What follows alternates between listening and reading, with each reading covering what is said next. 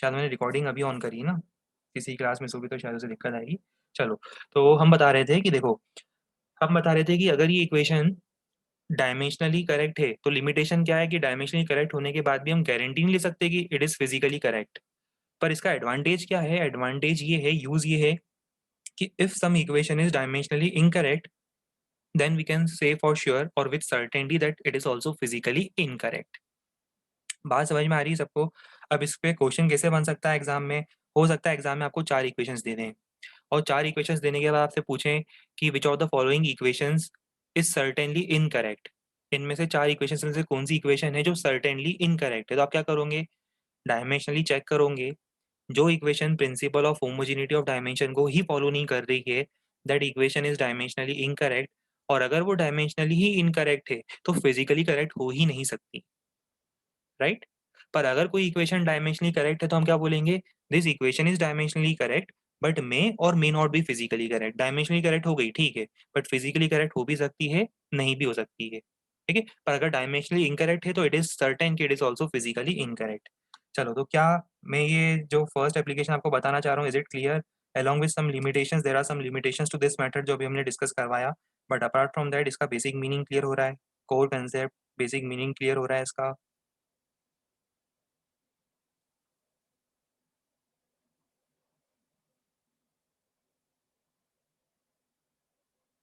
अभी इसके अलावा, इस डिस्कशन के अलावा भी जो भी डाउट है ना, वो अभी हम बाद में डिस्कस करेंगे। पहले हम अभी किस पे फोकस करेंगे? अभी जो पढ़ रहे हैं उस पर फोकस करेंगे, ठीक है? अभी इधर उधर के डाउट नहीं पूछने हैं। चलो, तो जल्दी से ये नोट करो, स्टार्ट कर दो। Applications uses of dimensional analysis start कर दो नोट करना।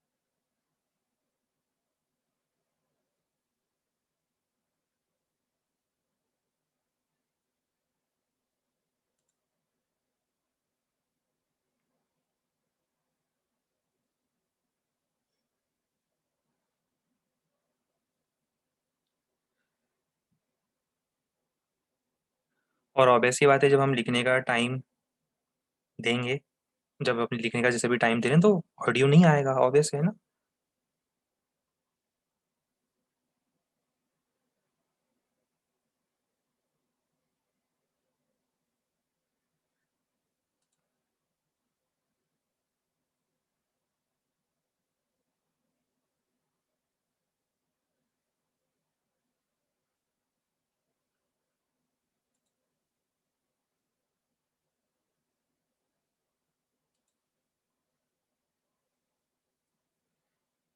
हम सफिशिएंट वेट कर रहे हैं कि सब लोगों को लिखने का टाइम मिल जाए, उसके बाद हम लोग ऊपर स्क्रॉल अप नहीं करेंगे, इसलिए आपको क्लास के साथ चलना है। जो गिवन टाइम फ्रेम है वो सफिशिएंट टाइम फ्रेम दूंगा कि सब लोग प्रॉपरली नोट कर पाए, ठीक है?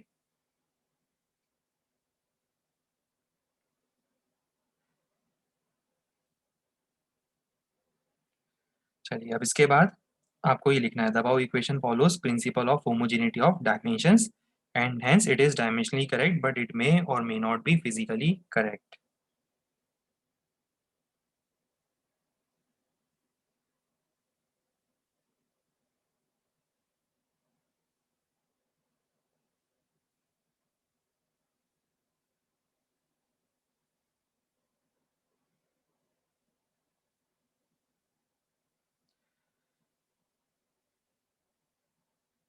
चलिए, अब इसमें मैं एक काम करता हूँ, मैं स्टेटमेंट लिखवा देता हूँ, मैं डेफिनेशन स्टेटमेंट वो मैं नोट करवा देता हूँ, ठीक है?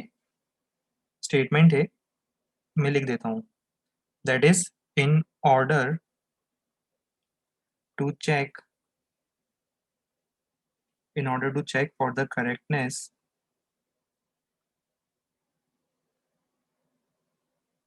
in order to check for the correctness of an equation, अगर किसी ने हमसे कहा कि इक्वेशन की करेक्टनेस चेक करो तो हम क्या करेंगे? in order to check for the correctness of an equation हम क्या करेंगे? हम डिटरमाइन करेंगे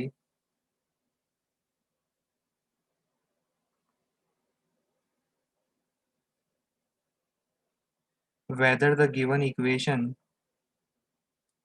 मुझे ऐसा लिखना चाहिए whether the given equation follows principle of homogeneity of dimensions।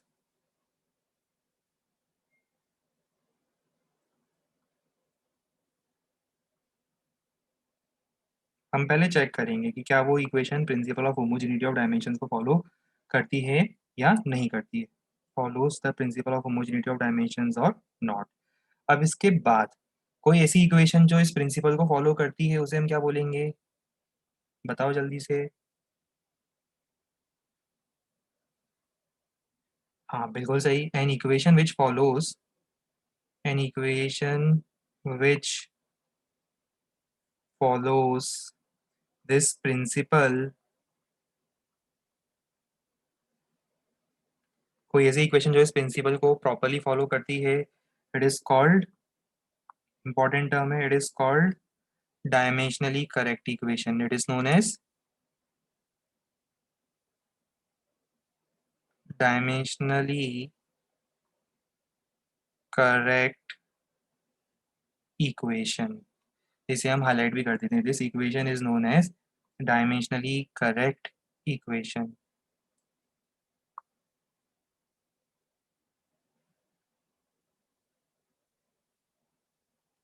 अब आगे हमारा स्टेटमेंट क्या होगा, हमारा नेक्स्ट स्टेटमेंट क्या होगा, अब आपको पता है ना नेक्स्ट स्टेटमेंट हमारा क्या होगा। नेक्स्ट स्टेटमेंट सबको समझ में आना चाहिए। अब हम ये बोल सकते हैं कि डायमेंशनली करेक्ट इक्वेशन क्या होगा, और dimensionally correct equation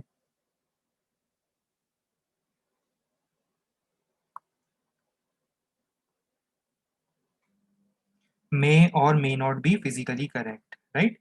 A dimensionally correct equation may or may not be physically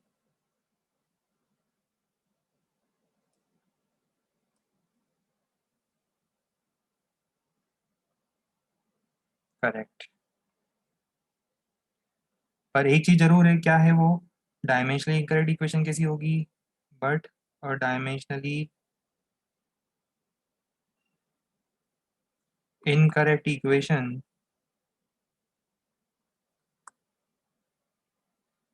is also physically incorrect।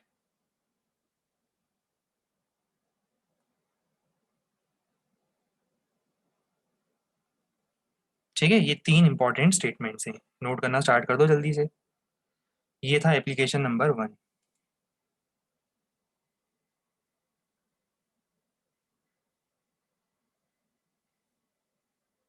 अच्छा, ऑलरेडी मैं सफिशिएंट टाइम देता हूँ नोट करने के लिए, बट फिर भी अगर कोई नोट नहीं कर पाता है तो इट इज़ एडवाइजेबल कि अगर किसी की speed by chance writing speed थोड़ी स्लो है तो इट इज़ एडवाइजेबल कि आप साथ साथ में स्क्रीनशॉट भी लेते चला करो, राइट। मैं ऑलरेडी सफिशिएंट टाइम दे रहा हूँ नोट करने के लिए, किसी की स्पीड अगर स्लो है so they should start taking screenshots.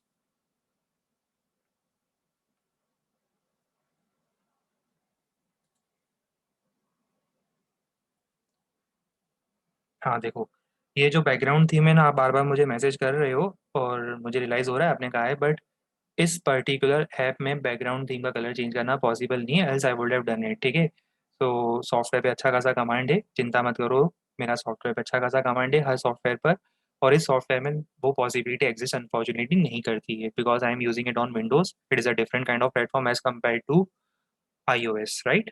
Apple के जो ऑपरेटिंग सिस्टम्स होते हैं उनके कंपेरिजन में अलग प्लेटफॉर्म है, ये एंटायरली डिफरेंट एप्लीकेशन है, इसमें there is no possibility to change the background colour otherwise, or else I would have directly change the background colour to black, और उसके बाद में उसके ऊपर ब्लू और इल्यूमिनेटिंग फ्रंट येलो यूज़ करता, डेफिनेटली वो सारी चीज़ें मुझे पता है, बट ठीक है, वो एप्लीकेबल नहीं है इसमें, इसलिए मैं नहीं कर पा रहा हूँ। ठीक है, तो आप मुझे बार बार एक्चुअली मैसेज कर रहे हो, है ना, तो इसलिए मैंने आपको रिप्लाई कर दिया। आप चिंता मत करा करो, आप लोग सिर्फ कंसेप्ट पे फोकस करा करो, जितनी भी रिफाइंड चीज़ें ना वो मैं आपको सब प्रोवाइड कर रहा हूँ। ठीक, डायमेंशनली इनकरेक्ट इक्वेशन के एग्जांपल देने हैं, अरे बहुत सारे एग्जांपल है डायमेंशनली इनकरेक्ट इक्वेशन के, जैसे अभी देखो डायमेंशनली इनकरेक्ट इक्वेशन का example v² equal to u cube plus 2a² ये हो गई डायमेंशनली इनकरेक्ट। अभी हम और भी देखेंगे बहुत सारे, पहले एक बार सारे एप्लीकेशन कंप्लीट कर लें, फिर मिक्स मैच क्वेश्चंस करेंगे हम लोग। लास्ट में हम लोग मिक्स मैच क्वेश्चंस भी करने वाले हैं, मतलब हर एक एप्लीकेशन के ऊपर क्वेश्चंस। अभी आने वाला है एप्लीकेशन नंबर 2। ये भी इंटरेस्टिंग, ये एप्लीकेशन अब इंटरेस्टिंग है थोड़ा। Application number 2 is interesting, that is conversion between different system of units. Conversion between different system of units. बड़ा इंटरेस्टिंग ये एप्लीकेशन होगा।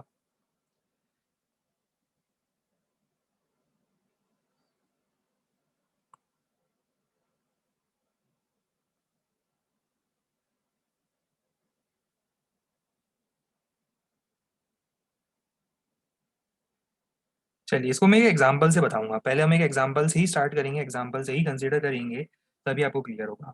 स्टार्ट करते हैं, चलिए फोर्स से। फोर्स की बात करते हैं। क्या सबको पता है फोर्स की एसआई यूनिट क्या होती है? एसआई यूनिट ऑफ फोर्स, मैं बात कर रहा हूँ फोर्स से, स्टार्ट कर रहा हूँ मैं फोर्स से, तो SI unit of force obviously it is Newton. Newton is the SI unit of force. Side by side में यहाँ पर एक और टर्म लिख रहा हूँ, that is CGS unit of force. काफी लोगों को अब यहाँ पे पता भी होगा what is the CGS unit of force. किसी को अगर नहीं पता तो याद रख लेना, सीजीएस में फोर्स को मेजर किया जाता है इन डाइन्स, DYNE टाइम, राइट। जैसे आप मीटर सेंटीमीटर करते हो ना, लेंथ मीटर में, लेंथ सेंटीमीटर में, वैसे ही फोर्स के लिए ऐसा यूनिट क्या होती है? ऐसा unit of force is Newton. और इसकी जो सीजीएस यूनिट होती है वो क्या होती है? CGS unit is time. अब मुझे इन दोनों में रिलेशन चाहिए कि इन दोनों के बीच में ये कन्वर्जन फैक्टर या रिलेशन क्या होगा। ठीक है, तो अभी कन्वर्जन फैक्टर देखो फाइंड करने का मेथड क्या होता है, मैं आपको दो तरीके बताऊंगा, है ना। पहले तो अपन एक काम करते हैं, सबसे पहला स्टेप होगा कि हम लोग इसका डायमेंशनल फॉर्मूला लिखें। Dimensional formula of force, force का डायमेंशनल फॉर्मूला m1L1T-2, राइट। अब इसके बाद देखो मैं सबसे पहले बात करता हूँ एसआई की। सबसे पहले मैं बात कर रहा हूँ एसआई में, तो एसआई में हम क्या लिखेंगे? एसआई में हम लिखेंगे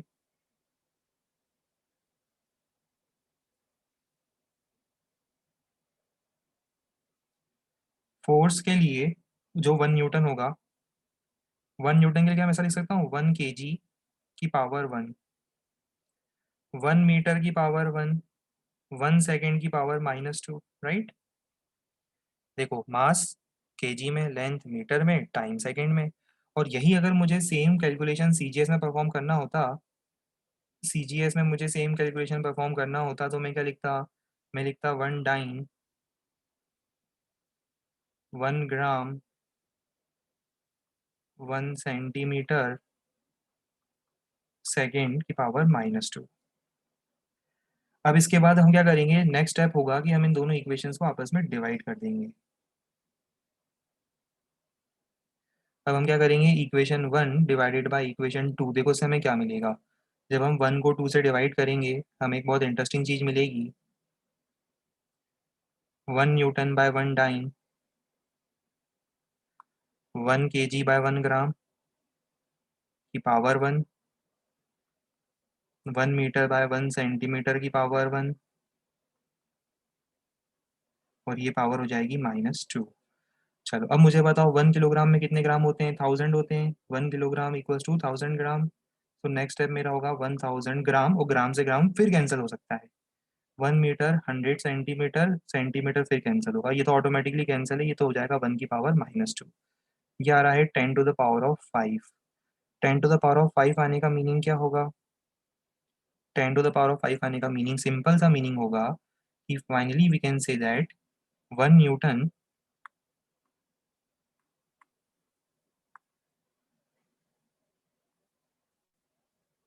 is equal to 10 to the power of 5 dyne. ये कन्वर्जन हुआ। ये कन्वर्जन किसके बीच में हुआ? ये हुआ कन्वर्जन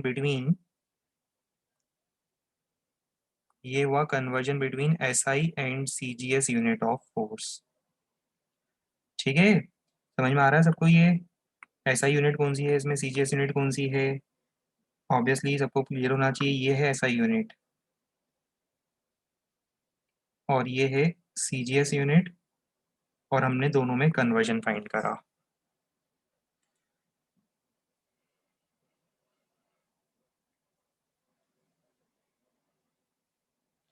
अच्छा, इसमें अभी 1 मिनट नोट करने से पहले, चलो नोट कर लो, फिर मैं दूसरा इसका और मेथड बता दूंगा आपको। दूसरा मेथड भी नोट कर लो पहले, इसके बाद दूसरा मेथड बताएंगे, है ना। एक बार में एक चीज करते हैं अपन पहले। तो सेकंड एप्लीकेशन है, सेकंड एप्लीकेशन होगा, dimensional analysis is used to find conversion between different system of units.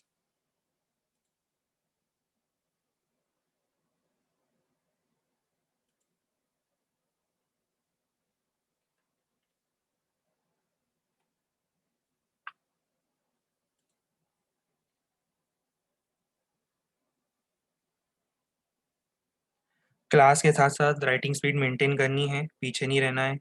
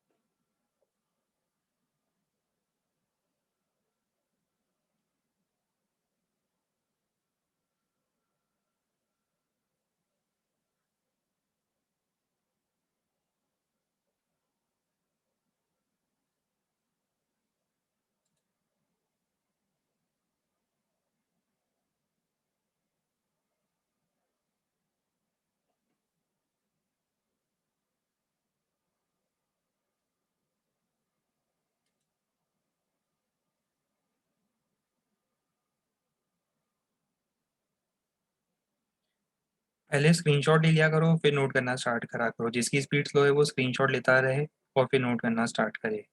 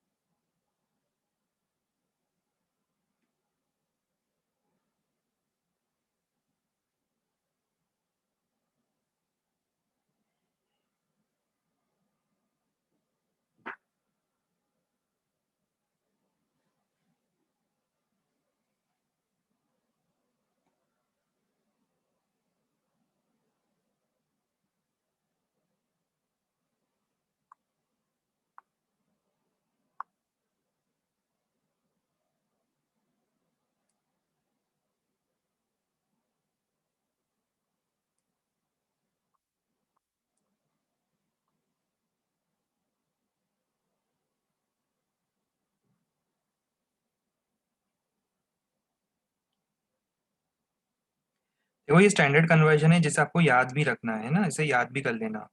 Standard conversion है, हमें याद भी रखना है इसे। 1 newton is equal to 10⁻⁵ time. It is standard conversion जो हमें याद रखना है।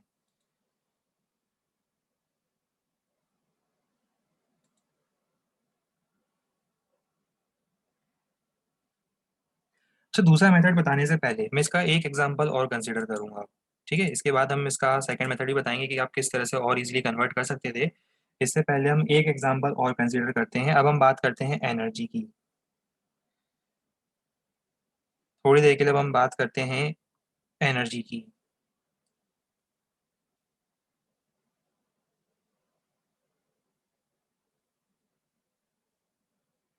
एनर्जी के लिए एसआई यूनिट क्या होती है? एसआई यूनिट ऑफ एनर्जी, मैं लिख सकता हूँ कि एसआई यूनिट ऑफ एनर्जी होगा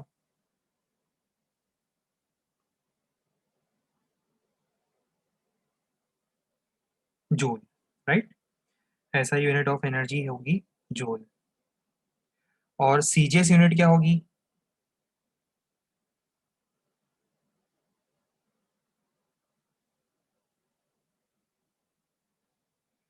सीजीएस यूनिट को कहा जाता है ईआरजीएस। ईआरजीएस, ये इसके सीजीएस यूनिट का नाम है। अब हमें फाइंड करना है रिलेशन बिटवीन जूल एंड ईआरजीएस।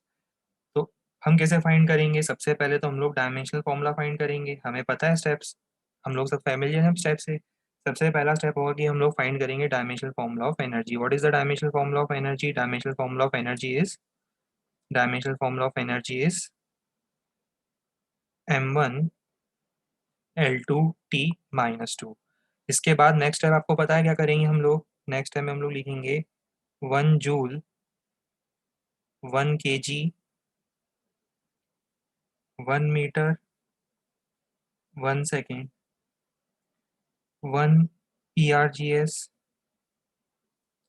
क्या लिखेंगे इसको? 1 ग्राम 1 सेंटीमीटर 1 सेकेंड। इसके बाद नेक्स्ट स्टेप हम लोग इन दोनों एक्सप्रेशंस को डिवाइड कर देंगे। डिवीजन में हमें क्या मिलेगा? डिवीजन में हम लोग लिख सकते हैं 1 जूल। आफ्टर डिवीजन हमें मिल जाएगा 1 जूल।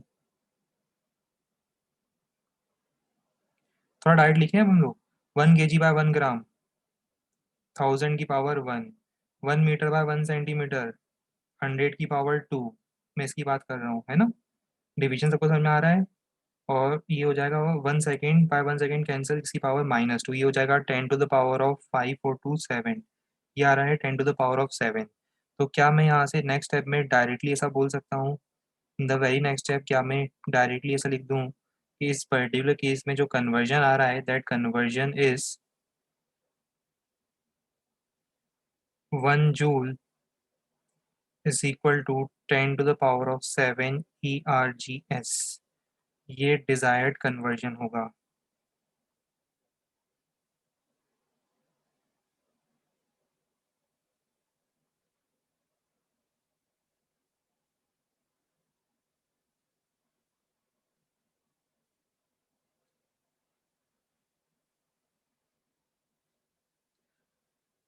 जल्दी से नोट करना स्टार्ट करो।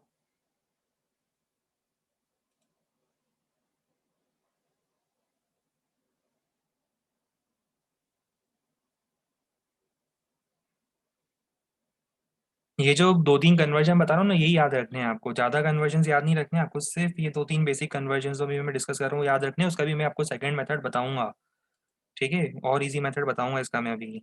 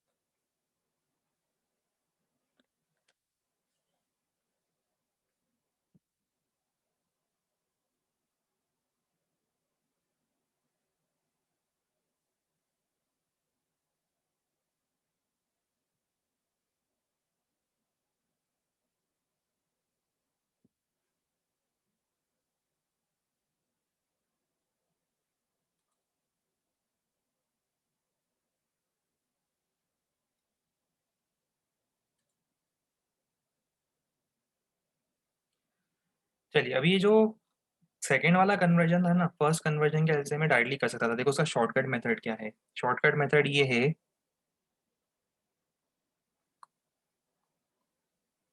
इसका बेनिफिट क्या है कन्वर्जन का? जो इंजीनियर होगा वो समझ जाएगा, जिसका माइंडसेट इंजीनियरिंग वाला होगा वो खुद ही समझ जाएगा कि डिफरेंट यूनिट्स के बीच में कन्वर्जन का बेनिफिट क्या होता है।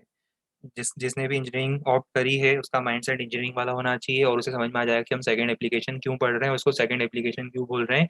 इसके हेल्प से हम अलग अलग सिस्टम ऑफ यूनिट्स के बीच में इंटर कन्वर्जन कर सकते हैं ना, जिसका बहुत बड़ा रोल होता है। ठीक है? अब आप पूछोगे कि आपस में यूनिट्स के बीच में कन्वर्जन की क्या जरूरत पड़ती है, मुझे बताओ। चाइना वालों की लैंग्वेज अलग है, इंडिया वालों की लैंग्वेज अलग है, ठीक है, जापान वालों की लैंग्वेज अलग है। तो कन्वर्जन की जरूरत पड़ती है, लैंग्वेज कन्वर्जन की जरूरत पड़ती है, चल जाएगा बिना लैंग्वेज कन्वर्ट करी सब लोग आपस में इंटरेक्ट कर लेंगे, चल जाएगा क्या? नहीं चलता ना। वैसे ही क्या होता है, अगर मान लो कभी आपको कोई एक क्वांटिटी एसआई में दी हुई है, दूसरी क्वांटिटी सीजीएस में दी हुई है, तो उसका मतलब क्या होगा, आपको पहले यूनिट्स को कंसिस्टेंट तो बनाना पड़ेगा, तभी जाके आप आगे कैलकुलेशन करोगे। तो आगे कैलकुलेशन करने से पहले यूनिट्स को कंसिस्टेंट तो बनाओगे ना, सबके सब या तो एसआई में ले आओ या सबके सब सीजीएस में ले आओ, तब जाके कैलकुलेशन परफॉर्म होता है। ठीक है। तो इसीलिए बहुत ज़्यादा एसेंशियल है कि हम सब यूनिट्स के बीच में आपस में इंटर कन्वर्जन क्या होता है सिस्टम ऑफ यूनिट्स के बीच में वो पता कर पाए। कन्वर्जन आता है, कन्वर्जन करते हो नहीं करते हो? यूनाइटेड स्टेट डॉलर्स को आईएनआर में कन्वर्ट करते हो, इंडियन करेंसी में कन्वर्ट करते हो, क्यों करते हो कन्वर्ट? मत करो कन्वर्ट, किसने बोला कन्वर्ट करने के लिए, क्या यूज है उसको कन्वर्ट करने का? ठीक है। करते हो कि नहीं करते हो? ठीक है। तो हर बार हम लोग सिंगापुर डॉलर्स को इंडियन करेंसी में कन्वर्ट करते हैं, पाउंड में कन्वर्ट करते हैं इंडियन करेंसी, क्यों करते हैं कन्वर्ट? मत करो कन्वर्ट, क्या यूज है कन्वर्ट करने का, कोई यूज थोड़ी ना है। लाइफ में किसी चीज का कोई यूज नहीं है। फिर अब ये पॉइंट क्लियर हो रहा है? आप लोग ऐसा बुरा तो नहीं मानते हो अगर मैं थोड़ा सा टॉन्ट देके आप लोगों को एग्जांपल बताता हूँ कई बार, क्योंकि कई बार आप लोगों के डाउट ही ऐसे होते हैं, मैं क्या करूँ बताओ। कई बार आप लोगों के डाउट ऐसे होते हैं कि मैं रह नहीं पाता हूँ फिर, है ना। तो अब उसमें कुछ हम अपने एंड से नहीं कर सकते। अगर आप उल्टे सीधे डाउट पूछोगे तो आपको उल्टा सीधा रिप्लाई ही मिलेगा मेरे एंड से। ठीक है, ये अनफॉर्चुनेटली मेरी हैबिट है। ठीक है, तो अब क्लियर हो गया हम लोग इसका बेनिफिट या इसका यूज क्या है। ठीक है, इसलिए यूज करते हैं इसको। चलो, तो अब देखो इसमें एक दूसरा अप्रोच भी पॉसिबल था, है ना, एक बहुत बढ़िया सा अप्रोच पॉसिबल है। देखो जैसे मान लो मुझे जूल को अर्ज में कन्वर्ट करना है, एग्जाम टाइम में मुझे जल्दी है। मुझे सिर्फ एक ही कन्वर्जन याद है, मुझे पहला कन्वर्जन याद है आपको, 1 न्यूटन 10 की पावर 5 टाइम। याद रहेगा आपको ये 1 न्यूटन 10 की पावर 5 टाइम? ये याद रखने के बाद आप देखो मैं कितनी जल्दी से कन्वर्जन कर सकता हूँ। मुझे बताओ एनर्जी, वर्क डन सिमिलर होते हैं? Work done can be converted into energy. तो मुझे बताओ कि वो 1 जूल का वर्क डन कब होता है? मेथड नंबर 2 बता रहा हूँ, इसका मेथड नंबर 2 बता रहा हूँ। जो भी हम पढ़ रहे हैं मैं हेडिंग लिख देता हूँ उसमें, method 2।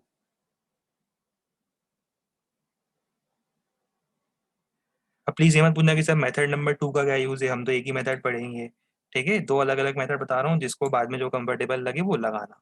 Method number 2, method number 2 होता है कि मैं बात कर रहा हूँ 1 जूल की। 1 जूल का वर्क डन कब होता है? 1 जूल का वर्क डन जब होता है जब 1 न्यूटन का फोर्स अपने ही डायरेक्शन में 1 मीटर का डिस्प्लेसमेंट प्रोड्यूस करता है, राइट। तो क्या मैं ऐसा लिख सकता हूँ, 1 न्यूटन इंटू मीटर। पता है ना आपको, फोर्स न्यूटन में, डिस्प्लेसमेंट मीटर में, work done force into displacement. ठीक है, बढ़िया। चलो अब देखो कितनी जल्दी कन्वर्जन होने वाला है। 1 न्यूटन कितना था? 10 की पावर 5 डाइन। 1 मीटर कितना था? 100 सेंटीमीटर। तो क्या इसको मैं लिख दूँ 10 की पावर 7 डाइन सेंटीमीटर? अब मुझे बताओ डाइन क्या है? CGS unit of force. ये क्या है? ये है CGS unit of force.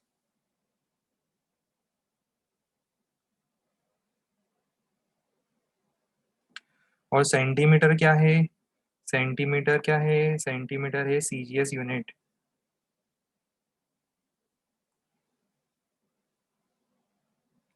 Of displacement.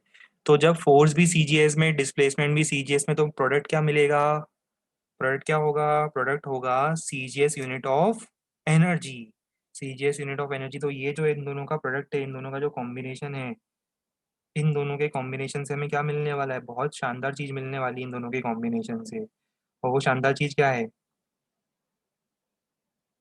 इन दोनों के कॉम्बिनेशन से मुझे मिलने वाला है सीजीएस यूनिट ऑफ एनर्जी। तो ये बहुत जल्दी हो गया कन्वर्जन इसके हेल्प से हमारा, राइट। इसके हेल्प से हमारा डायरेक्टली कन्वर्जन हो गया कि ये हो जाएगा 1 जूल इक्वल टू 10 की पावर 7 ERGS। ये है मेथड नंबर 2। जहाँ जहाँ लग सकता है वहाँ हमेशा रिलेशन यूज कर सकते हैं, राइट। कुछ केसेस होंगे जहाँ आपको डायरेक्टली डायमेंशनल एनालिसिस के हेल्प से कन्वर्जन करना पड़ेगा। बिना डायमेंशनल एनालिसिस वहाँ कन्वर्जन नहीं होगा तो आपको उसका यूज करना पड़ेगा, है ना। आगे बहुत सारे ऐसे केसेस होते हैं जहाँ डायमेंशनल एनालिसिस की हेल्प लगती है, तो आप वो यूज करोगे तब। और कभी ये मेथड लग रहा है तो आपको अच्छा लगा मेथड, तो ये लगा देना।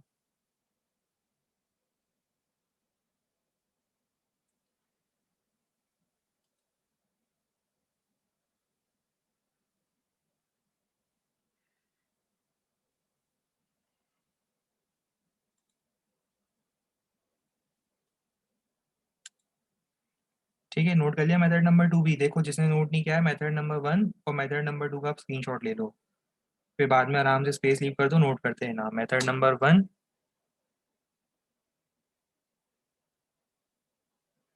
और ये मेथड नंबर 1 कंटिन्यू हुआ है, मेथड नंबर 1 एंड हुआ। अब हम बात कर रहे हैं मेथड नंबर 2 की। ये है मेथड नंबर 2।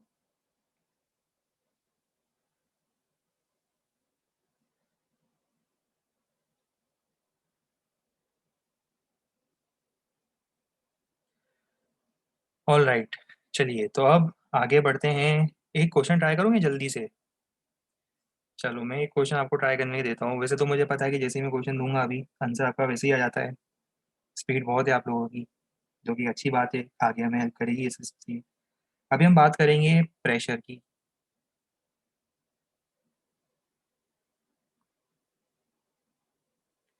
प्रेशर की बात कर रहे हैं तो उसमें सबसे पहले मैं लिखूंगा इसकी एसआई यूनिट, जो कि सबको पता ही है। एसआई यूनिट ऑफ प्रेशर क्या होती है? Pascal, right. SI unit of pressure होता है पास्कल। इसकी सीजीएस यूनिट क्या होती है? सीजीएस में आपको याद है बहुत सारी यूनिट्स डिफाइंड नहीं होती थी, तो इसको कुछ अलग से नाम नहीं दिया गया है। इसका कुछ अलग से नाम नहीं, इसको सिंपली कहा जाता है 1 सीजीएस प्रेशर। इसका नाम है 1 सीजीएस प्रेशर, कुछ अलग से नाम नहीं है, अलग से कोई बढ़िया स्टाइलिश नेम नहीं दिया गया है इसको। इसको कहा जाता है 1 सीजीएस प्रेशर। जल्दी से कन्वर्जन करके बताओ, एसआई सीजीएस में रिलेशन क्या होगा? गलत नहीं करना है, या दोनों इक्वल कर दो।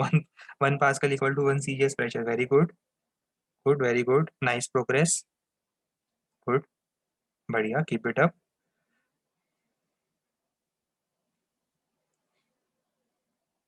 पीएसआई क्या होता है? पीएसआई प्रेशर पर स्क्वायर इंच।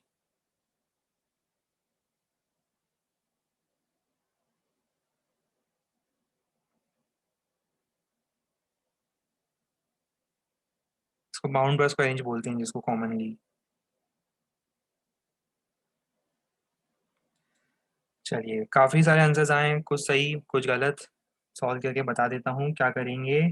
सिंपल सा मेथड यूज़ करेंगे, इतना टाइम नहीं लगना चाहिए था। सबसे पहला स्टेप प्रेशर का मैं लिखूंगा dimensional formula. Step number 1, dimensional formula of pressure क्या होता है? m1l-1t-2, right. Force divided by area. ये हो गया प्रेशर का डायमेंशनल फॉर्मूला। इसके बाद नेक्स्ट स्टेप क्या होता है? डायमेंशनल फॉर्मूला लिखने के बाद नेक्स्ट स्टेप आपको याद है, हम लोग लिखेंगे 1 pascal. 1 pascal equal to 1 kg, 1 metre, 1 second. और 1 सीजीएस प्रेशर, इसको मैं शॉर्ट में लिख रहा हूँ 1 सीजीएस भी, मतलब 1 सीजीएस प्रेशर। 1 ग्राम, 1 सेंटीमीटर, 1 सेकेंड। कर दें इसी में डिवाइड? पता है ना क्या करना है आगे? 1/2। चलो 1/2 करें तो 1 pascal by 1 CGS pressure is equal to 1 kilogram by 1 gram, मतलब 1000 की पावर 1। 1 मीटर बाय 1 सेंटीमीटर, मतलब 1 मीटर होता है 100 सेंटीमीटर, तो ये हो जाएगा इसकी पावर -1, क्योंकि पावर है -1, right. Power as it is मैं फॉलो कर रहा हूँ। और 1 सेकेंड तो डिवाइड करने पे वो तो कैंसिल ही हो गया, कोई फर्क नहीं पड़ना है उससे। कितना आ जाएगा? ये आ जाएगा 10। 10 आने का मतलब 10 आने का मतलब हमारा जो रिलेशन होगा वो रिलेशन क्या होगा? हमारा रिलेशन होगा 1 पास्कल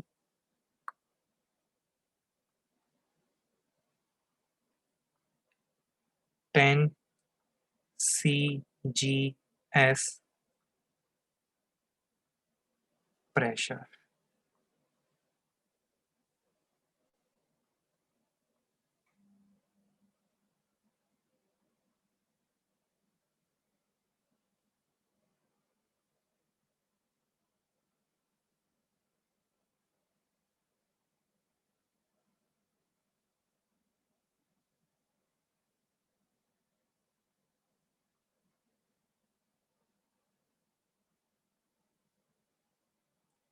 काफ़ी लोगों ने इसे मेथड नंबर 2 से भी करने की कोशिश करी होगी और अच्छा लगा होगा काफ़ी। मेथड नंबर 2 इजी लगा होगा इस केस में तो एटलीस्ट। पास्कल को क्या लिखेंगे? फोर्स अपॉन, बिल्कुल सही, force upon area, 1 newton divided by 1 metre square. 1 newton कितना? 10⁻⁵ डाइन। 1 मीटर स्क्वायर मतलब 10⁻⁴ सेंटीमीटर स्क्वायर। तो ये हो जाएगा कितना? ये हो जाएगा इक्विवेलेंट टू 10 डाइन पर सेंटीमीटर स्क्वायर। और इसी को मैं क्या बोल सकता हूँ? 10 डाइन पर सेंटीमीटर स्क्वायर को ही मैं क्या बोल सकता हूँ फर्दर जाकर? 10 CGS प्रेशर। ये था हमारा अप्रोच नंबर 2, राइट। जल्दी से इसको नोट कर लो, स्क्रीनशॉट लेना है स्क्रीनशॉट ले लो, जो भी करना है सब जल्दी करो। आज मैं मेथड नंबर 3 जो होता है एटलीस्ट उसका भी इंट्रोडक्शन दे दूंगा। नेक्स्ट वन पे हमारा ये टॉपिक कंप्लीट होगा। नेक्स्ट टाइम पे हमें से कुछ और क्वेश्चंस भी करने हैं।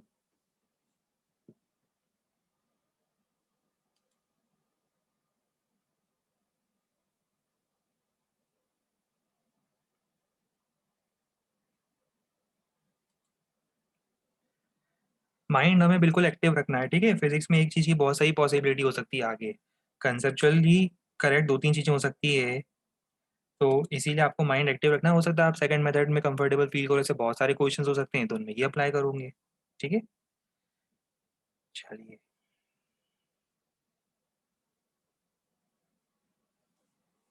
चलो भाई क्वेश्चन करें स्टार्ट।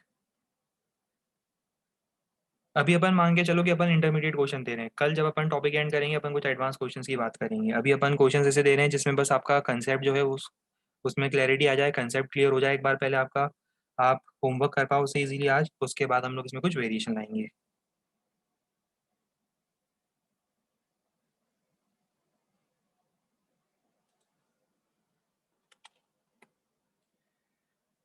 चलो अब इसके बाद एक काम करो इसी पे।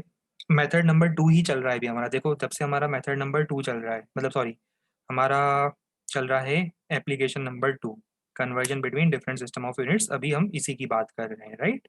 अभी हम conversion between different system of units समझ रहे हैं। चलिए तो अब एक काम करो, इस पर मुझे एक क्वेश्चन जल्दी से करके बताओ।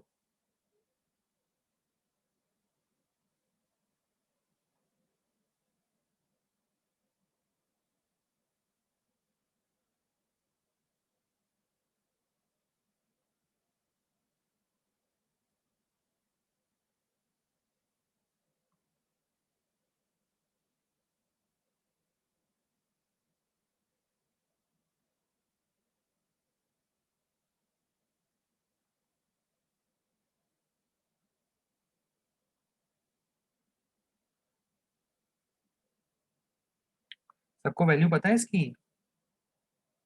एसआई में इसकी वैल्यू क्या होती है? सबको पता ही होगी वैसे तो।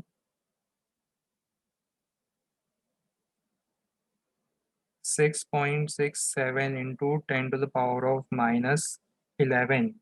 और यूनिट क्या आती है? न्यूटन मीटर स्क्वायर पर केजी स्क्वायर। ये सबको पता होना चाहिए, न्यूटन्स लॉ ऑफ ग्रेविटेशन आप लोगों ने पढ़ा है, राइट। ये इसकी वैल्यू होती है एसआई में। अब आपको क्वेश्चन में फाइंड क्या करना है? सिंपल सा क्वेश्चन है, आपको फाइंड करना है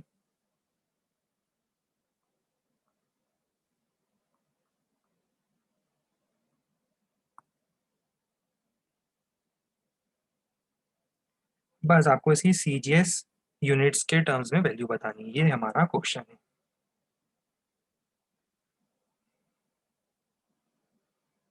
तब तक हम क्वेश्चन को डेकोरेट करते हैं, आप क्वेश्चन ट्राई करो।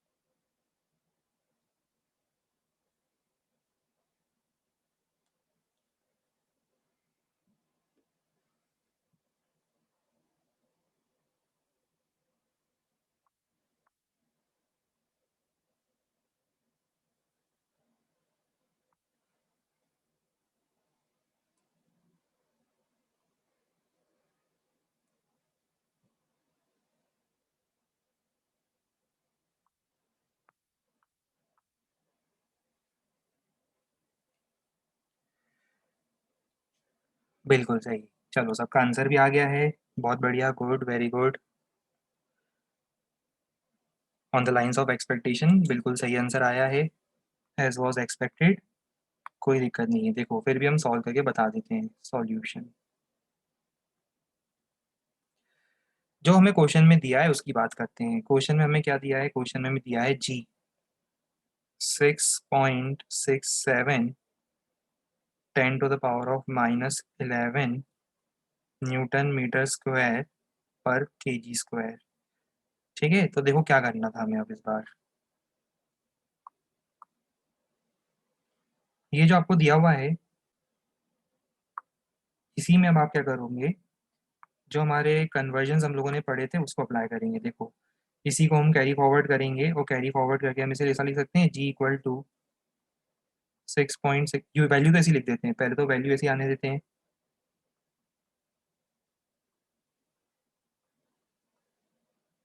वैल्यू एज इट इज चलेगी। अब मुझे बताओ 1 न्यूटन, 1 न्यूटन कितना होता है? सीजीएस में कन्वर्ट करना है, 10⁻5 dyne. 1 metre square 10⁻4 centimetre square. 1 kilogram square. अच्छा, किसी को इसमें भी कंफ्यूजन होता हो कि सर ये कैसे हो जाता है, कई बार एक आध परसेंट स्टूडेंट को कंफ्यूजन, तो 1 मीटर 100 सेंटीमीटर, और फिर आप इसका स्क्वायर कर देना। बात एक ही है, 1 kg 1000 ग्राम, इसका स्क्वायर। इसका मतलब वैल्यूज क्या चलती रहेगी, 6.67 इंटू 10⁻⁻11। साइमल्टेनियसली हम लोग क्या लिखेंगे, 10⁻5, और ये 10⁻, कितना हो जाएगा ये, 10⁻5, देखो ये 10⁻5, 10⁻4, 10�6, राइट। 10�5 चल रहा है डाइन में, 10⁻4 चल रहा है मीटर का सेंटीमीटर में कन्वर्जन, और किलोग्राम का ग्राम में कन्वर्जन हुआ तो 10�6 आया। तो कितना हो जाएगा ये हो जाएगा 10�3।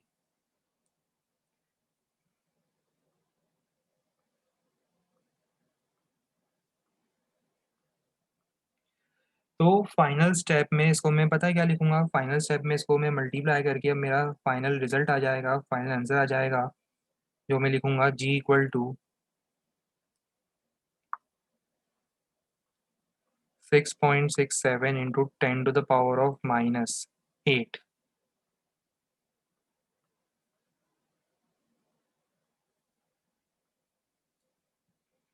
ये फाइनली हमारी वैल्यू हो जाएगी जी की सीजीएस में। ये जी की वैल्यू है, कैपिटल जी की वैल्यू है सीजीएस, सिस्टम ऑफ यूनिट्स में। अभी देखो इसका यूज क्या है, रोल क्या है, मैं आपको समझाता हूँ। देखो सपोज जैसे आगे हम ग्रेविटेशन की बात कर रहे हैं, है ना। ग्रेविटेशन में सबको पता है न्यूटन लॉ ऑफ ग्रेविटेशन क्या होता है, बिल्कुल फेमस रिलेशन सबको पता है, F equal to G m1 m2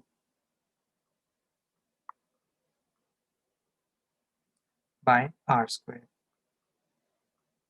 ठीक है, अब इस रिलेशन में सपोज करो मैंने आपको एक क्वेश्चन दिया इस रिलेशन के ऊपर, और सपोज क्वेश्चन के अंदर मैंने आपको दोनों मास किलोग्राम में दिए। जैसे सपोज मैंने कहा कि दो पर्सन हैं,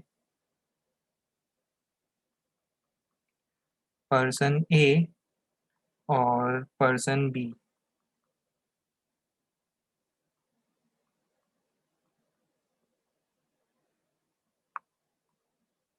नोट नहीं करना है, सिर्फ एक्सप्लेन कर रहा हूँ, ठीक है, सिर्फ एक्सप्लेन कर रहा हूँ, नोट नहीं करना है, इसको नोट करने की रिक्वायरमेंट नहीं पड़ेगी। सपोज मैंने आपसे कहा कि इन दोनों का आपको मास गिवन है, मैंने आपसे बोल दिया कि इसका मास गिवन है 60 kg, पर्सन बी का मास गिवन है 100 kg, डिस्टेंस है दोनों के बीच में 4 मीटर। बताओ ग्रेविटेशनल फोर्स ऑफ अट्रैक्शन कितना होगा।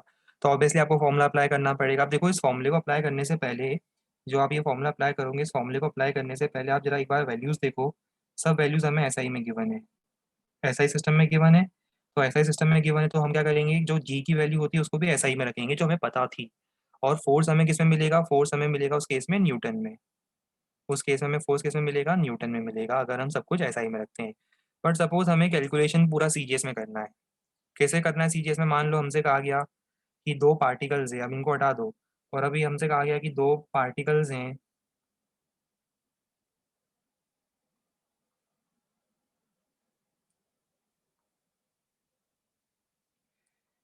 और दोनों का मास आपको गिवन है फर्स्ट का मास है 5 ग्राम, सेकंड का मास है 2 ग्राम, और डिस्टेंस है 3 सेंटीमीटर। अब आपसे कहा गया कि फोर्स की वैल्यू बताओ। तो आप एक काम ये कर सकते हो, या तो सबको किस में कन्वर्ट करो, सबको एसआई में कन्वर्ट करो। यहाँ पे 3 क्वांटिटीज है, उनको एसआई में कन्वर्ट करो और सॉल्व कर लो। करते ही हो वैसे आप, है ना।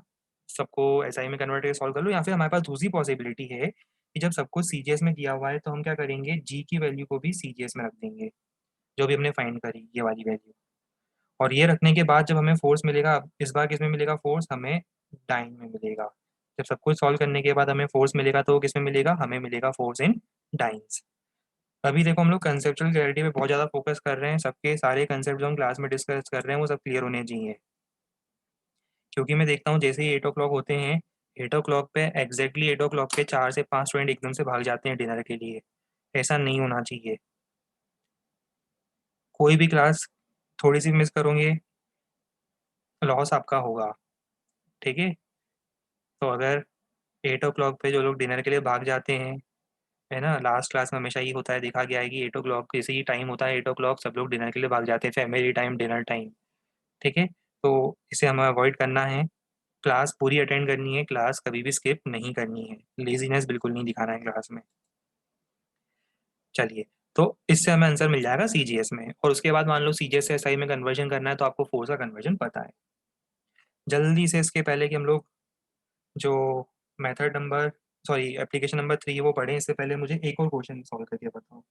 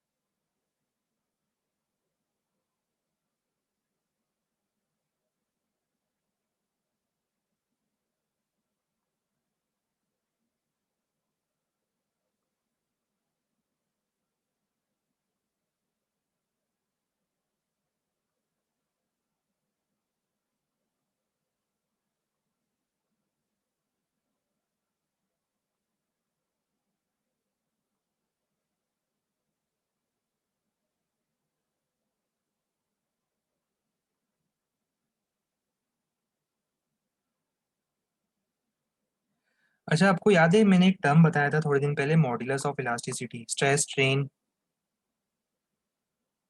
कुछ याद आ रहा है, स्ट्रेस प्रोपोर्शनल टू स्ट्रेन, बीच में कांस्टेंट आया था। मॉड्यूलस ऑफ इलास्टिसिटी जो हमने बताया था, यंग्स मॉडुलस, बल्क मॉडुलस, जो कि हम पढ़ेंगे, हमारे टॉपिक में भी है, हमारे सिलेबस में भी है ना, हमने बताया था। ये हमारे सिलेबस में भी इंक्लूडेड होगा, मॉड्यूलस ऑफ इलास्टिसिटी। तब हम इसे डिटेल में डिस्कस भी करेंगे। अभी मान के चलो कि ये एक टर्म होता है जिसका आगे फिजिक्स में यूज होता है, और आपको कोई मटेरियल है उसकी मॉडुलस ऑफ इलास्टिसिटी गिवन है। कितनी गिवन है? इतनी गिवन है। कन्वर्ट करना है।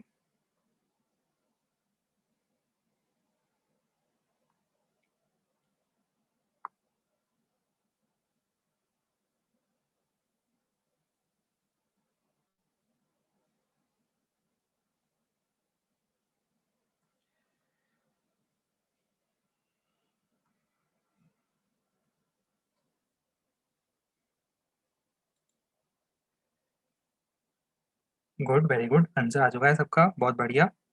चलिए, सॉल्व भी करके देख लेते हैं जल्दी से।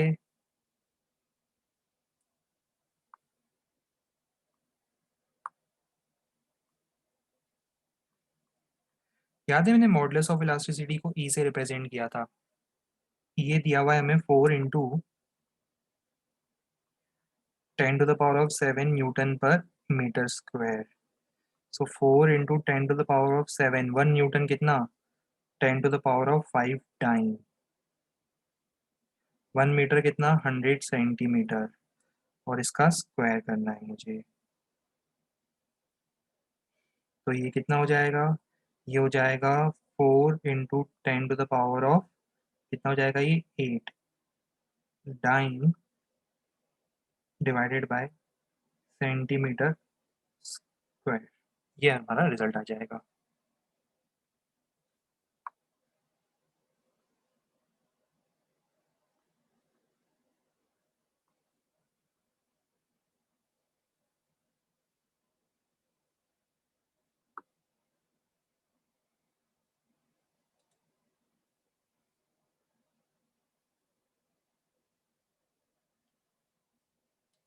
अच्छा, आपका ऊपर का ये पोर्शन मिस हो गया था, हम बता देते हैं, स्क्रीनशॉट ले लो जिसको स्क्रीनशॉट लेना था। फर्स्ट क्वेश्चन ये था इस पर, इसका सॉल्यूशन, इसका रिजल्ट, और ये सेकंड क्वेश्चन था।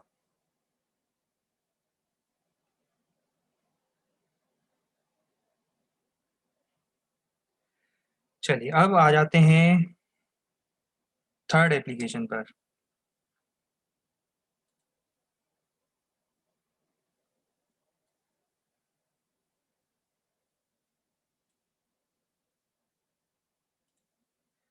सेकंड एप्लीकेशन भी हो गया। अब बात करते हैं थर्ड एप्लीकेशन की। थर्ड एप्लीकेशन जो है वो और ज़्यादा इंटरेस्टिंग है, बाकी दोनों एप्लीकेशन से भी ज़्यादा इंटरेस्टिंग है, प्रैक्टिकल है, यूजफुल है। थर्ड होता है in order to find relation between different physical quantities. Third होता है it is used, dimensional analysis is used to find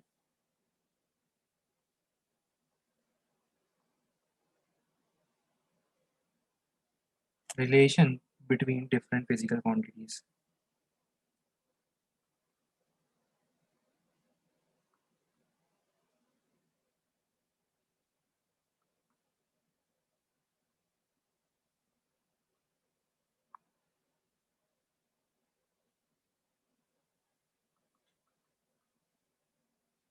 और इसे हम लोग एक बिल्कुल क्लासिक एग्जाम्पल से देखेंगे। इस पर आईआईटी में क्वेश्चंस भी बहुत बार आए हैं, और वो प्रीवियस ईयर के क्वेश्चंस भी हम लोग डिस्कस करेंगे। मेंस में भी इस पर क्वेश्चन इस फॉर्मेट पर बहुत ज़्यादा आते हैं। चलिए वो सब कुछ डिस्कस करने से पहले हम थोड़ा सा समझ लेते हैं कंसेप्चुअली कि हमें करना क्या है, ठीक है। देखो जैसे एग्जांपल लेता हूँ, सबसे classic example, case of simple pendulum.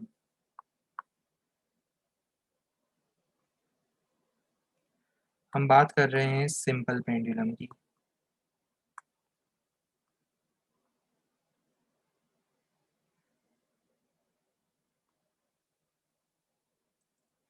सबने सिंपल पेंडुलम देखा है। इसमें एक स्ट्रिंग होती है, स्ट्रिंग के हेल्प से हम एक मास को कनेक्ट करते हैं। स्ट्रिंग होती है, स्ट्रिंग के हेल्प से हम एक मास को कनेक्ट करते हैं। स्ट्रिंग की लेंथ है एल, बॉब का मास है एम। और जब हम इसको स्मॉल ऑसिलेशंस देते हैं, स्मॉल डिस्टर्बेंस प्रोवाइड करते हैं, तो स्मॉल डिस्टर्बेंस के बाद क्या होता है, स्मॉल डिस्टर्बेंस प्रोवाइड करने पर, स्मॉल डिस्टर्बेंस प्रोवाइड करने पर आपको पता है ये ऑसिलेट करता है, जो कि हमारे सिलेबस में भी आएगा, आगे आएगा under the heading of simple harmonic motion. ये हमें बहुत डिटेल में भी पढ़ना है 11th क्लास में, ठीक है। बहुत बढ़िया टॉपिक होने वाला है 11th क्लास का ये। तो ये ऑसिलेट करेगा,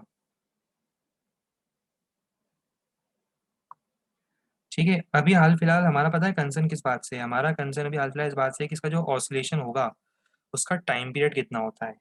क्या होता है, टाइम पीरियड कितना होता है, सबको पता है फॉर्मूला इसके टाइम पीरियड का, सबको पता है ना, 2 pi under root of L/G।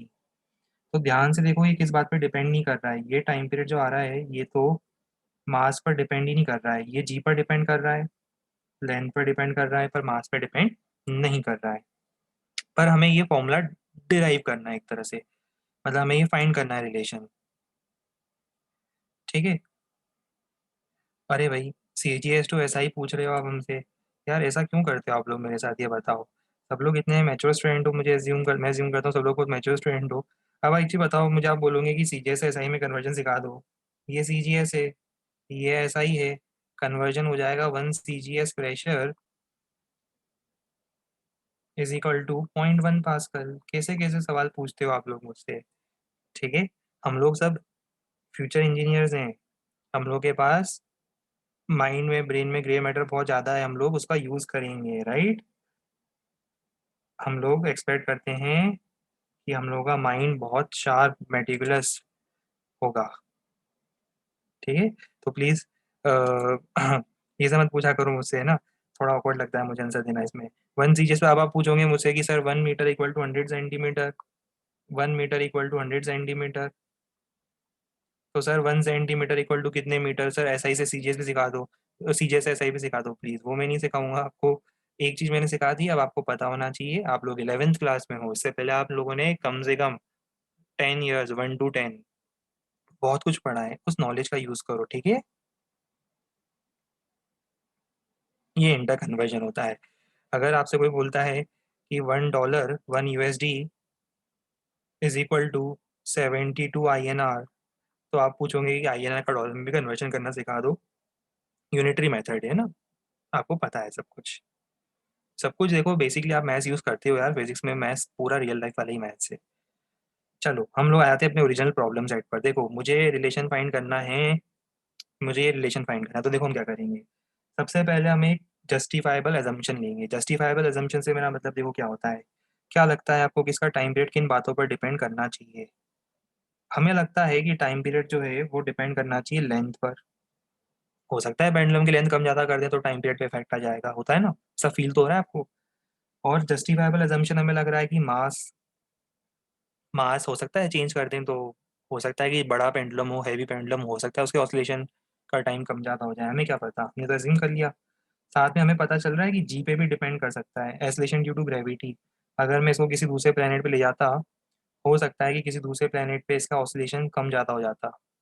तो मुझे समझ में आता है कि 3 फैक्टर्स पर डिपेंड कर रहा है।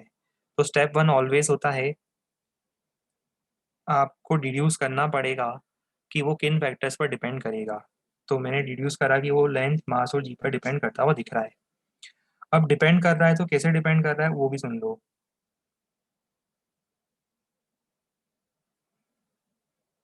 अगर डिपेंड कर रहा है तो कैसे डिपेंड कर रहा है, देखो ध्यान से। हम मानेंगे कि it is proportional to length की ए पावर, मास की बी पावर और जी की सी पावर। पावर समझ में आती है, लेंथ की कौन सी पावर हमें थोड़ा ना पता। लेंथ की कौन सी पावर पे डिपेंड कर रहा है, तो मैं वाला मान लिया ए पावर पर, मास के बी पावर पर और जी के सी पावर पर। राइट। चलिए अब प्रोपोर्शनलिटी हटाएंगे तो एक डायमेंशनलेस कांस्टेंट लगाएंगे जो कि 2 पाई आता है, पर हमें नहीं पता अभी, है ना। हमें तो बस ये पता है कि प्रोपोर्शनलिटी हटाने पर एक नंबर आता है, कांस्टेंट आता है। बाकी सबको सेम चल रहा है। अब देखो अगर आपसे कहा जाए कि इक्वेशन करेक्ट है, अगर आपसे कहा जाए, किसी ने बोल दिया कि ये इक्वेशन करेक्ट है, तो इसे कम से कम क्या होना पड़ेगा, सबसे पहले तो डायमेंशनली करेक्ट होना पड़ेगा। If this equation is correct, तो डेफिनेट सी बात है इसको डायमेंशनली भी करेक्ट होना पड़ेगा। इसका मतलब this should follow principle of homogeneity of dimensions.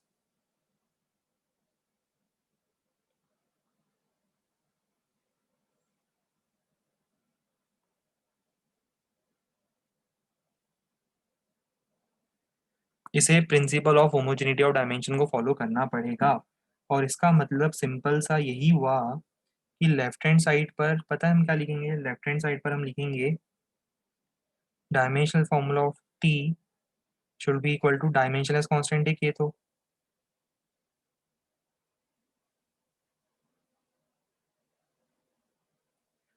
अभी फॉलो करते जाना, आपको समझ में आ जाएगा, है ना, अभी चिंता मत करना। ये डायमेंशनली समझ में आ रहा है, डायमेंशनली करेक्ट करा है मैंने इस इक्वेशन को। Left hand side right hand side पर मैंने डायमेंशनली कंसिस्टेंट रखा है इस इक्वेशन को। अभी ये बताओ टी क्या है, टाइम पीरियड है। टाइम पीरियड के लिए क्या लिखेंगे हम, बताओ। टाइम पीरियड के लिए सबको पता है क्या होता है, बताओ।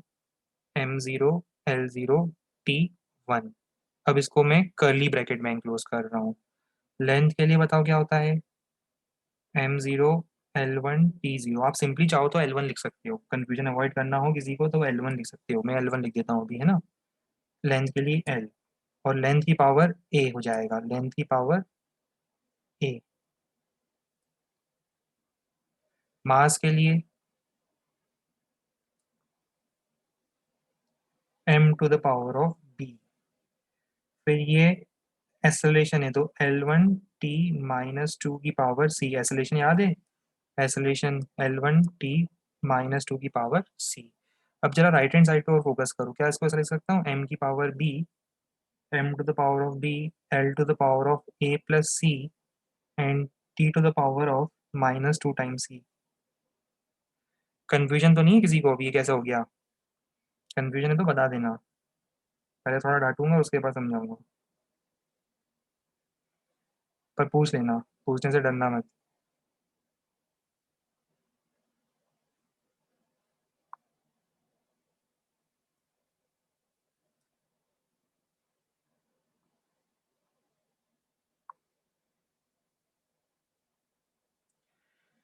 देखो m to the power of b as it is, l to the power of a भी है, l to the power of c भी, आपको पता है ना मल्टीप्लिकेशन में पावर्स ऐड होती है। अरे लिटिल कंफ्यूजिंग क्या है इसमें, कंफ्यूजिंग क्या है? हाँ, क्या कंफ्यूजिंग है बताओ। अब ये मैथ्स तो नहीं सिखाऊंगा ना मैं आपको, मैं पहले ही बोल रहा हूँ, मैथ्स में सिखाने नहीं वाला हूँ किसी को। ये ये ए प्लस सी आपको खुद क्लियर होना चाहिए, ये बी प्लस सी, ये जो ए प्लस सी आया है, L to the power of A, L to the power of C है ना, सबको ये पावर वाले कंसेप्ट क्लियर होने चाहिए। और T to the power of -2 times C. ठीक है। चलो अब देखो क्या होगा, लाइक पावर्स को कंपेयर करना आता है, लाइक पावर्स को कंपेयर करने से मेरा मतलब है, देखो कलर कोडिंग पे ध्यान देंगे अब हम लोग, कलर कोडिंग पे ध्यान देंगे। कलर कोडिंग ये बोलती है कि ये देखो बी कितना होना चाहिए, कंपेयर करो लाइक पावर्स को, बी होना चाहिए 0। फिर लाइक टर्म्स की पावर को कंपेयर करने में दूसरा मैं यूज़ कर रहा हूँ ब्लैक, ये L to the power of 0 है, ये L to the power of A plus C है। पावर्स को कंपेयर करो, क्या लिखेंगे बताओ, कंपेयर करने पर क्या लिखूंगा, A plus C is also equal to 0। Third comparison में कर रहा हूँ, थर्ड कंपेरिजन में कर रहा हूँ ये वाला, तो गोल्डन ट्राई करते हैं। T to the power of 1, T to the power of -2c, क्या लिखेंगे बताओ कंपैरिजन में, -2c इज इक्वल टू 1। चलो अब ये तीन इक्वेशंस आई है, तीन सेट ऑफ इक्वेशंस आई है। इन तीन सेट ऑफ इक्वेशंस को अब देखो मैं फर्दर क्या करूँगा, इन तीन सेट ऑफ इक्वेशंस को मैं फर्दर क्या ऐसा बोल दूँ, इनको सॉल्व कर सकते हैं। देखो ए बी और सी निकालना है मुझे, क्या दिख रहा है, बी तो डायरेक्टली 0 है, सी कितना है -1/2, ए कितना आ जाएगा +1/2। सॉल्व करके देख लो आप इन तीनों इक्वेशंस को, तो आपको ये तीन वैल्यूज मिल जाएगी, ए बी और सी की वैल्यूज मिल गई। ये बड़ा इंटरेस्टिंग है, जब हमें ए बी और सी की वैल्यूज मिल जाए, जब हमें ए बी और सी की वैल्यूज मिल जाए तो अब हमारा आगे का प्रोसेस देखो बड़ा इंटरेस्टिंग हो गया है। After finding this three values of A B and C, अब हम क्या करेंगे, ये तीनों वैल्यूज को उठाकर जो हमने एज्यूम करा था रिलेशन उसमें रख देंगे, कहाँ, यहाँ पर। ये इक्वेशन 1 थी, इसमें रख देंगे के एल एम और जी।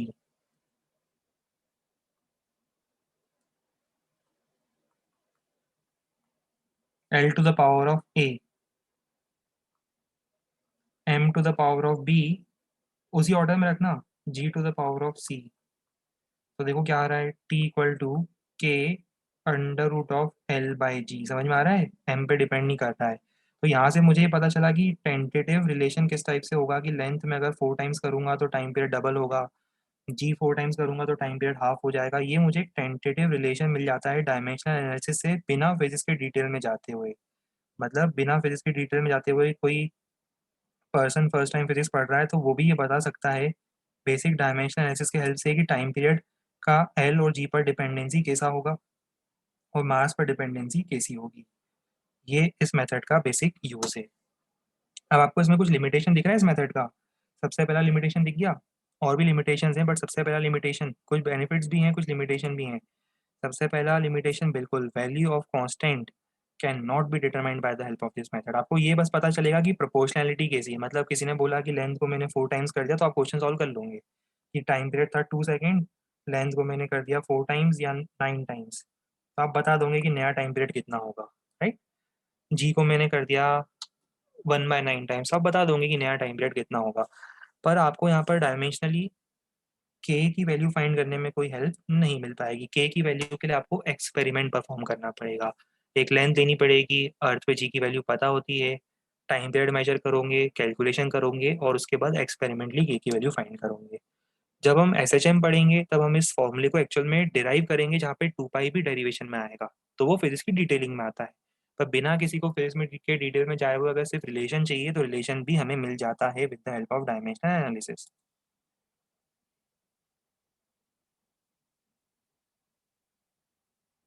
ठीक है।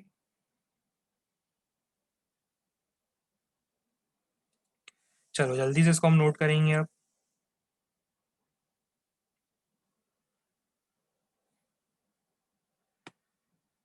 इनफैक्ट स्क्रीनशॉट लेना स्टार्ट कर दो।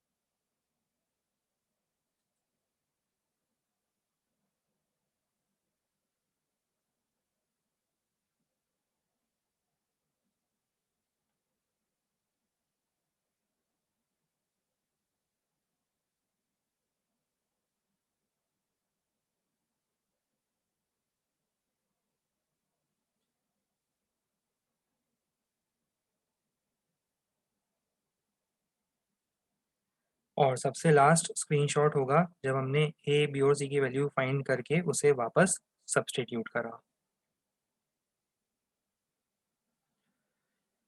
चलिए, और इसी के साथ हम आज के सेशन को भी यहाँ पर पॉज करेंगे। आज के सेशन को हम लोग यहाँ पर एंड करेंगे।